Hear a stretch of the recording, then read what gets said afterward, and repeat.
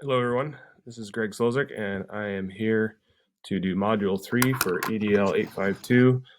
This is looking at leadership styles and ethics with the idea of having the mixture for perfect success. So, my current place of employment, again, is Chadwick International in Songdo, South Korea. And this past year was our 10th anniversary. And so the school took up the theme for our 10-year anniversary of leadership by example. In this ethos was really kind of already a part of what we did, but we really kind of wanted to make sure that in the 10th year that we really celebrated and focused on this. And we consciously and intentionally embedded the notion of leadership within our programs. And so we would make sure that during the course of the taught curriculum, we took time to think very explicitly about how and in what ways people could, on a daily basis, show leadership within the classroom. We would do that through thinking about approaches to teaching and learning, and explicitly teach these things. We didn't get all the way through this past year, primarily because of COVID, and so we certainly had a good start at it, but never really saw the entire vision come to complete fruition. But we are again picking up on this model again in our hybrid learning. And so the idea of leading through example, how it directly pertains to me, again, within our programs, I'm a pedagogical leader as a mid-level manager. I'm working with 5 other colleagues within the core and theory of knowledge, and in basketball, again, probably up to 10 other coaches. And so my knowledge of the programs that we're running and my knowledge of basketball in general, I take on a lot of responsibility to be technically proficient and to understand how to be out in front and to lead by example, and to help my colleagues, both in basketball and in the core, through my knowledge of the programs.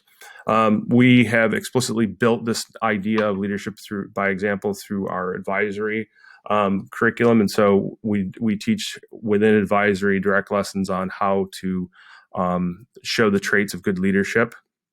And this is also, again, built within, we have an outdoor education program, and so that's consciously and explicitly taught when out, exploring the mountains of Korea, and giving students the opportunities to lead when, again, trying to set up camp, or trying to break a camp down, or trying to, lead in a reflection of the day's activities. So my leadership style, I have a couple of visuals at the bottom that kind of will hopefully help to emphasize some of the points that I'm going to make here. So I believe that in my particular time, being 20 years into education, that I feel that I have finally mastered an understanding of the programs that we're running. I think that my leadership style is visionary. I believe firmly in the mission of Chadwick International and the IBO, and I strive to live and exhibit the learner profile attributes on a daily basis, and the core values of Chadwick. Again, I try on a daily basis to model and show what good teaching and learning is supposed to look like, whether that be, when I'm directly teaching students, and connecting the content and curriculum that we're doing to the larger ideas of leadership and global mindedness, of, understanding and building perspectives, or understanding other perspectives in order to build a more peaceful and collaborative and cooperative world. And so I truly do believe in those things, and I wear it on my sleeve. I think if you talk to any of my colleagues and people that I do lead, that they would say that I am very firmly committed to these missions, and I live them on a daily basis. And as such, I think that they would say that the way in which I lead it could be described as visionary. I'm a community builder. I wear many hats, as you can see at the bottom, and in part, I am part of many aspects of school life. And so, the picture, obviously, to the far right is our varsity boys basketball team. Within that, I have 2 assistant coaches who, again, I am not always at the center of that huddle. There are points in time where I take a step back and I let them lead. So that way, when I move on to something else, maybe hopefully building principal, that they've had the opportunity to lead and won't have to, reinvent the wheel, and have had the opportunity to come in and be able to understand it's not my team, it's our team, and it's our program. Again, in the middle, the IB learner profile. I am always trying to be a part of lots of different aspects of school life. Anytime that there are exhibitions or showcase events in the MYP or the PYP, which are the middle years program and the primary years program, I try to always attend those events. My son is in the PYP, and so I'm constantly over on the other side of campus. I try as much as I possibly can to know everyone's name and know a little bit about people on a first name basis and know who they are. Again, we all basically live in the same housing area, so it is fairly a bit easier than other postings I've been at in order to be a part of community life. But I try as much as I can to wear as many hats as possible, so that way I'm part of I feel part of a community, and I think that the community feels that I'm an integral part of it as well.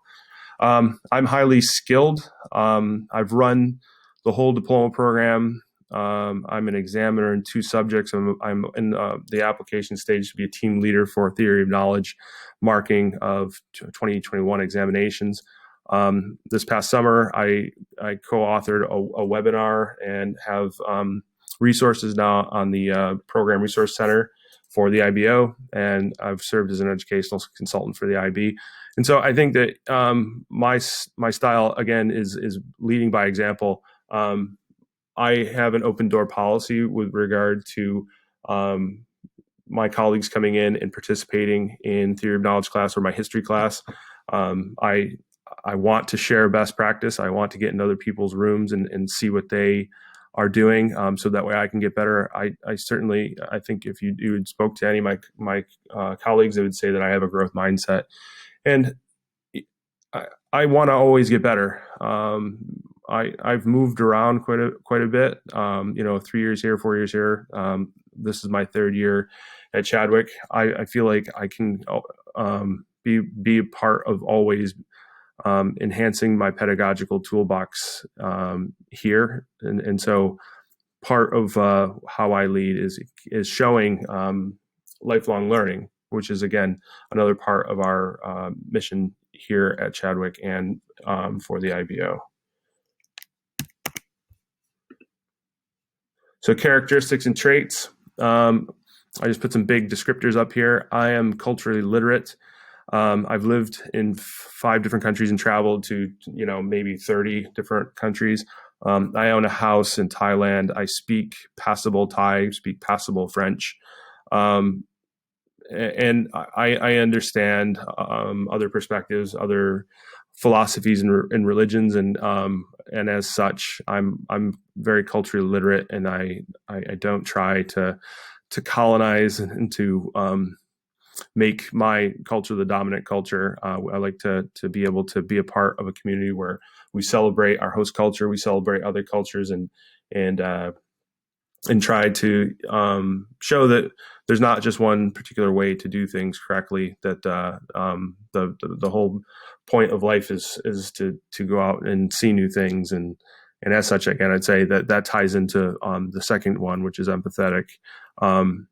Again, like good, solid leadership is empathetic leadership, of being able to put yourself in other people's shoes. I think that if I were to, again, get this position at my school that I'm applying for, I think that one of the things that my colleagues would say is that I am empathetic because I'm here every single day, teaching every single day, coaching, and so I am not, coming into an admin role as someone who has only taught for a short period of time and has limited technical expertise within foundational pedagogy. So I think ethical, to be a leader, you have to show and embody the core values of your institution and of the curriculum that you're running. And so I think that being an ethical person is something that I am, and a way in which I like to lead. Again, technically proficient.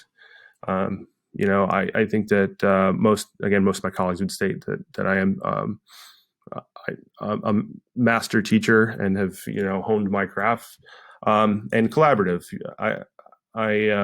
When I have meetings with my colleagues, there are measurable outcomes. I don't like to waste people's time by reading emails. We meet as infrequently as possible, but when we do meet, we meet to get better, and we meet to work together to problem solve. And so I feel as though people would say that I'm a collaborative leader. Ethical traits.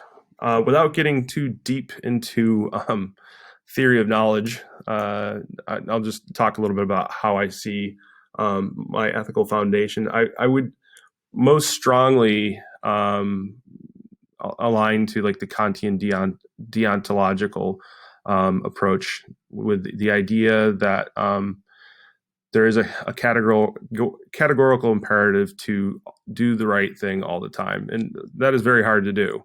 But some bullet points of how I think this leads to this concept of the categorical imperative. We here at Chadwick and in the IBO, we always like to think about being globally minded, and that drives everything that we do in the written and taught curriculum. We always assume best intentions, and we view the innate goodness in all people. I feel as though I have a moral duty to serve, and that the point of going into teaching and educational leadership is not to get rich, obviously, or to stoke one's ego, but to be a part of something bigger than oneself. I believe that doing what is right is the right thing to do, and it might be the right thing to do because it's the hardest thing to do. And again, it's sometimes it's very easy to turn the blind eye to things and to not take on work like trying to coach a colleague through a difficult point in time.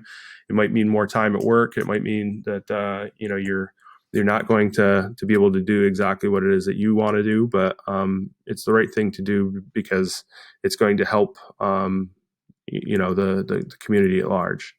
Again, I think thinking beyond oneself for what's best for the community as a whole. Again, I think that links to the notion of servant leadership and the idea that we go into education to make the world a better place. And again, I think this links directly to the mission of the IBO. I won't read the whole thing, but I think when you look at this, you can see how it aligns to the things I've just outlined. And so that is my presentation on my leadership style. And those are my references. Thank you.